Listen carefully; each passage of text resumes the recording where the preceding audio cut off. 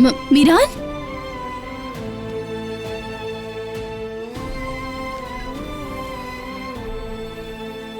ये सब क्या हो रहा है मैं जानना तो चाहती हूँ, लेकिन पूछूंगी नहीं। असलान भी खानदान के लिए एक मुश्किल दिन।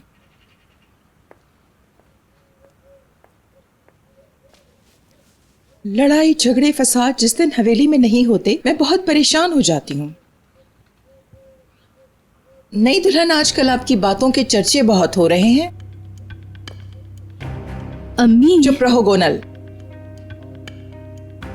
यहाँ ये सब क्या हो रहा है? अजीजा बेगम कहीं नजर नहीं आ रही। खैरियत ही होगी इंशाल्लाह। मुझे नहीं पता, जब वो आएंगी तो आप खुद पूछ लीजिएगा। तुम क्यों खामोश बैठी हो? तुम्हें कोई परेशानी नहीं हो रही? भाई कहाँ जा रहा है? दादी कहाँ है?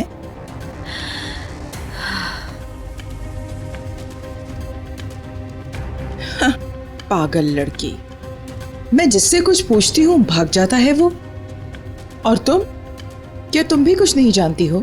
नहीं, मुझे कुछ नहीं पता। जिससे भी पूछो उसने अपना मुंह सी लिया। अजीजा बेगम ने सबका मुंह बंद करवाया हुआ है। वक्त वक्त की बात है, देख लेना एक दिन मेरा वक्त भी आएगा।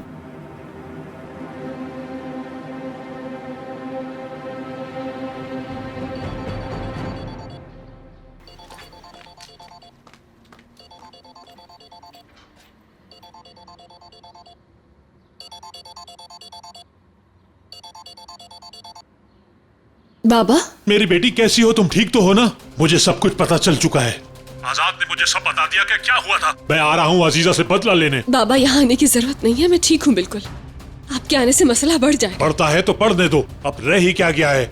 मैं तुमसे इसी वक्त मिलना चाहता हूँ। बाबा अब नहीं आए प्लीज। अच्छा ठीक है, मैं आती हूँ आपसे मिलने। मैं आपको जगह बताती हूँ, वहाँ पर आ जाइएगा। ठीक है बेटी, ठीक है। तुम्हारी कॉल का इंतजार करूंगा, बता देना मुझे। अंकल, अगर आप रियान को लेने जा रहे हैं तो मैं भी आपके साथ आऊंगा। तुम मेरे साथ नहीं जा सकते।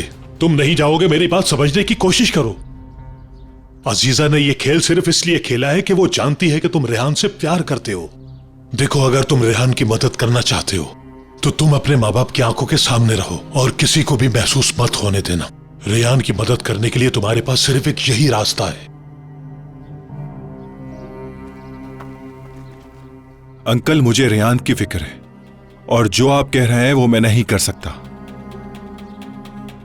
मैंने आपको बताया है कि मेरान सब कुछ जानता है, फिर भी उसे अपनी दादी पर भरोसा है। समझता है कि उसकी दादी अब कुछ नहीं करेंगी। और आप ये भी जानते हैं कि उसकी दादी चुप नहीं बैठेंगी। ठीक है, नहीं जा रहा आपके साथ, लेकिन आपको रेहान को लेकर ही आना होगा। अगर नहीं आए तो जबरदस्ती लेकर आइएगा।